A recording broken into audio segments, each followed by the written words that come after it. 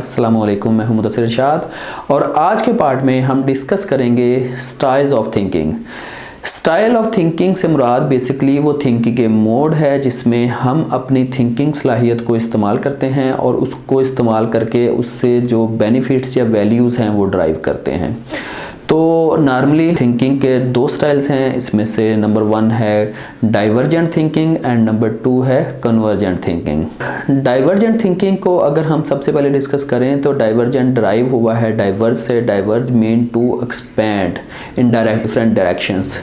तो basically in divergent thinking mode हमारी जो थिंकिंग स्किल है वो डाइवर्ज करती है openly to generate new ideas. For example जिसमें हम जिसका जिक्र जनरेटिव या क्रिएटिव थिंकिंग की फॉर्म में करते हैं कि ऐसी सूरत में हमारा जो थिंकिंग का जो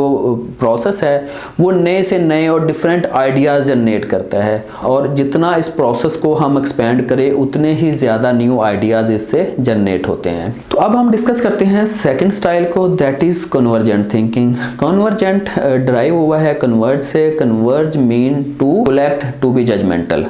फॉर एग्ज़ाम्पल कि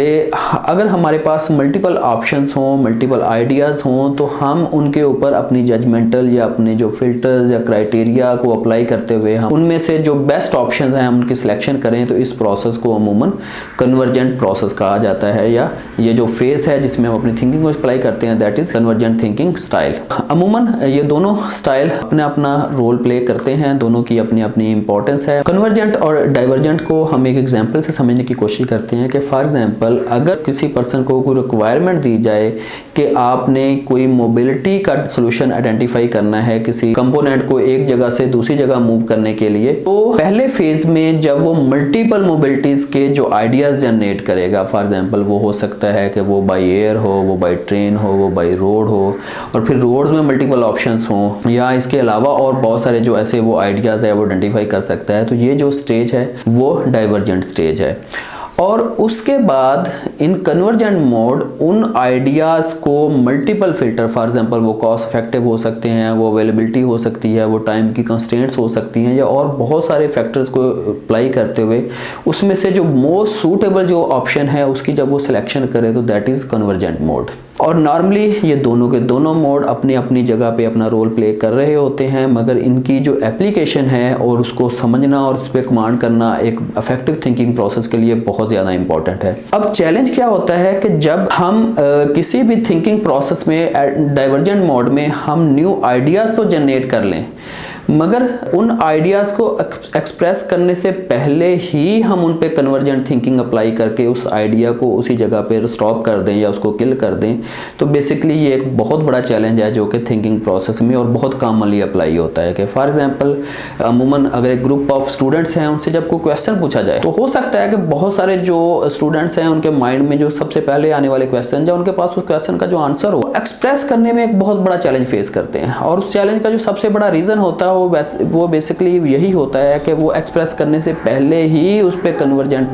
जजमेंटल हो जाते हैं। फॉर एग्जांपल हो सकता है कि मेरा ये आंसर गलत हो सकता है कि ये सूट ना करे,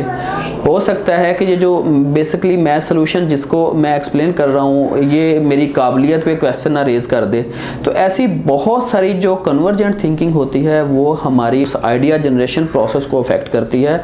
और ये सबसे बड़ा रीज़न होता है कि हम अपनी थिंकिंग स्किल को प्रॉपरली यूटिलाइज कर नहीं पाते।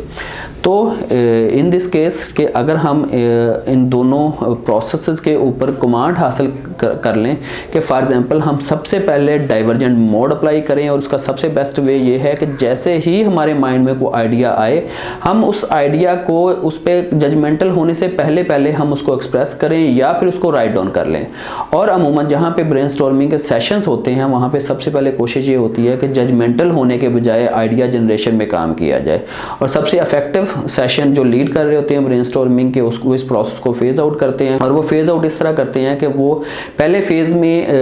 पूरी की पूरी जो कोशिश होती है वो आइडिया जनरेशन पे होती है, और जब आइडियाज जनरेट हो जाते हैं तो फिर जो सेकंड स्टेज है और उसमें अमूमन कई दफ़ा वो डिफरेंट पर्सनस को या अदर ग्रुप्स को इन्वॉल्व करते हैं कि अब आप इसके ऊपर अपनी कन्वर्जेंट थिंकिंग अप्लाई करें। ये एक सबसे इफेक्टिव मेथड है, क्योंकि जब हम खुद अपने ही आइडियाज़ पे कन्वर्जेंट हो जाते हैं तो कई दफ़ा हम उसमें अपनी बहुत सारी जो अपनी बाइसेस हैं या अपने जो नॉलेज की लिमिटेशंस हैं वो उस पर हम अप्लाई कर देते हैं। तो ऐसी सूरत में इफेक्टिव ये होता है कि कन्वर्जेंट स्टेज को या तो एक्सपेंड किया जाए, उसमें और लोगों को ऐड किया जाए, या फिर उसको कन्वर्ट किसी डिफरेंट ग्रुप से करवाया जाए। तो ये दोनों मोड बहुत ज़्यादा इंपॉर्टेंट हैं। इसमें एक प्रैक्टिस से हम दोनों को सेपरेटली डील कर सकते हैं। उसमें कोशिश करें कि जब थिंकिंग प्रोसेस में हो और इसकी प्रैक्टिस इस तरह करें कि आप अकेले बैठ के किसी आइडिया को, किसी सिचुएशन को अगर आप उसको इमेजिन करें तो उसको बगैर जजमेंटल हुए उसको as it is write down करने की कोशिश करें, और जब वो राइट डाउन कर लिए जाएं तो फिर उसके ऊपर डिसीजन मेकिंग का या जो जजमेंटल का जो रोल है, वो फिल्टर है या जो भी लिमिटेशंस हैं वो अप्लाई करें और उसमें से जो सबसे बेस्ट ऑप्शन है वो चुनें। एंड आई होप कि जब आप इस पे कमांड कर लेंगे तो ये जो मोड्स हैं वो आपके लिए बहुत ज़्यादा हेल्पफुल होंगे और आपके लिए नई से नई अपॉर्चुनिटीज़ क्रिएट करेंगे और आपको मौका देंगे खुद को इफेक्टिवली एक्सप्रेस करने का। तो कमिंग पार्ट में हम डिस्कस करेंगे टाइप्स ऑफ थिंकिंग को। तब तक के लिए अल्लाह हाफिज़।